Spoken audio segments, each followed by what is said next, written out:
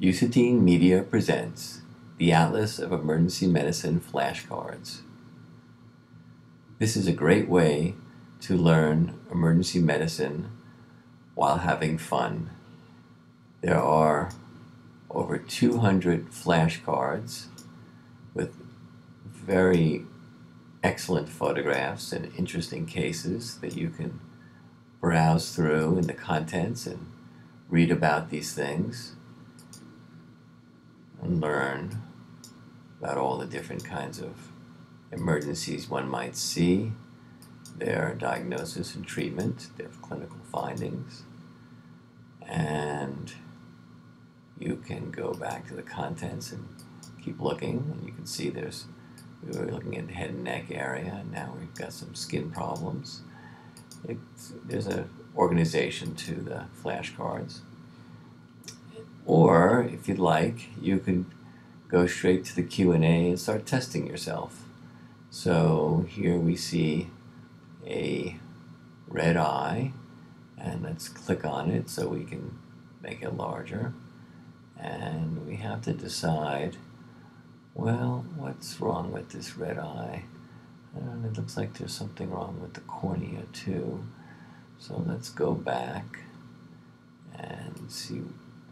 It says, what is the diagnosis? So now what you do is you think in your head, well, what could be causing this red eye with some clouding of the cornea? And then we could go reveal answer. And that is ocular herpes simplex keratitis. So there is a dendritic lesion when you do some fluorescein staining. It was more than just a pink eye. So if we go back here now and look and see, yeah, that's where the dendritic staining is on the cornea, and that tells us it's a keratitis. So that's a very interesting one.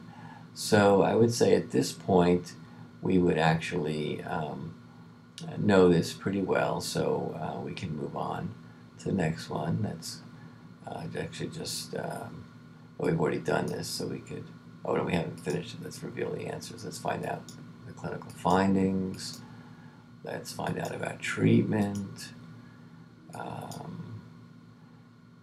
So this is who you might consult. In fact, we're going to use some topical antivirals.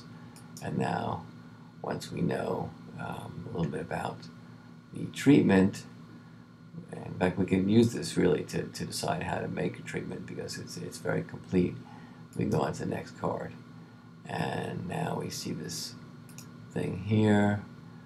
And I think what we're looking at is the end of a penis with some warts in it. That's what it looks like to me, but I could be wrong, and that's why we're learning this here. So let's go back. We can go back to text, or we could use Q&A, whichever way we want to do it. So let's see what it says.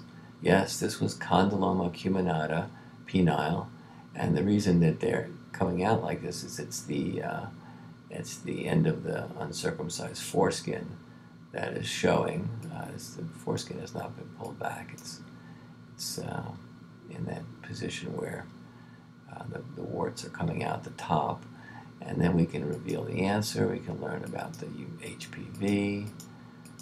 We can learn about how to treat it, many treatments, and we can then go on to the next card. So it's really kind of fun. Oh, look at this. We've got some kind of a plant.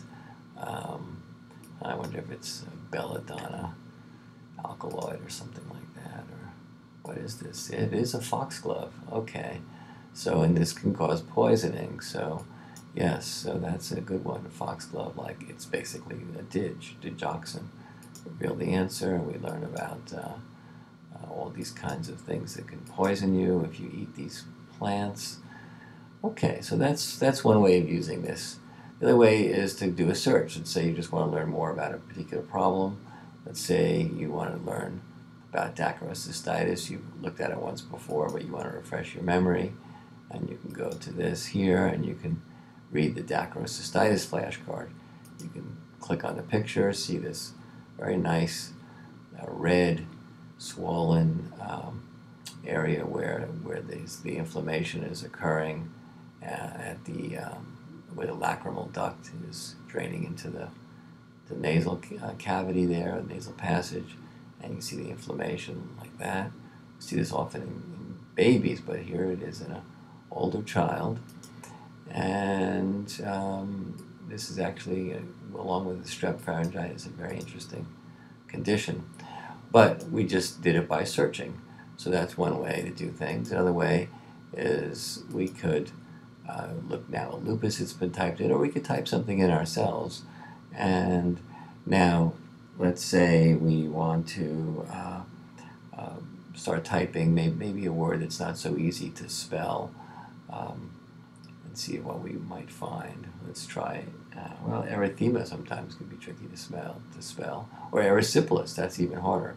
Let's do erysipelas here. We can see that all we really need to know is the first few letters.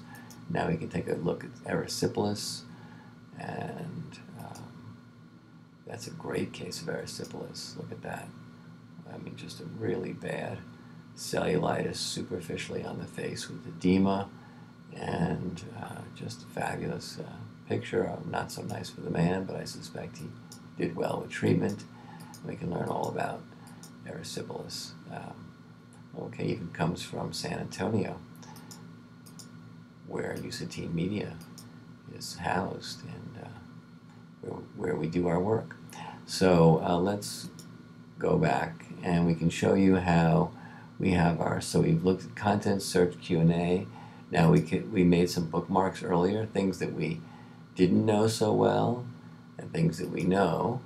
So there's some of the things that we know.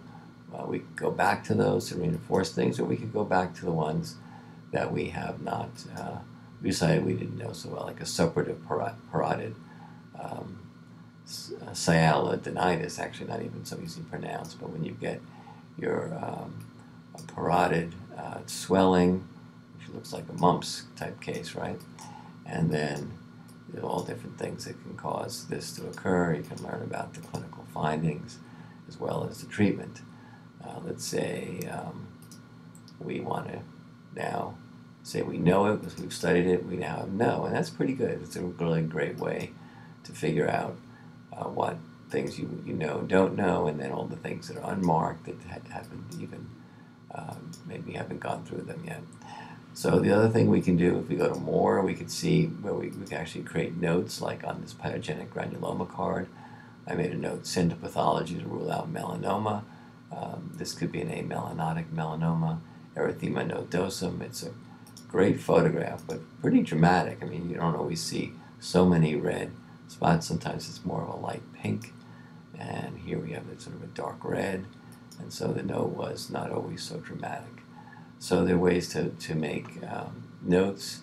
And finally, if we go back to more, we can learn about the app itself, how we can get more information about how to use the app, and there's some helpful techniques here, and we can learn about the people who created this, the editors, the photo contributors. We can rate it, and we also can learn about the company that did the programming. That's Usatine Media, and I'm Dr. Usatine, and Peter Erickson is our lead software developer.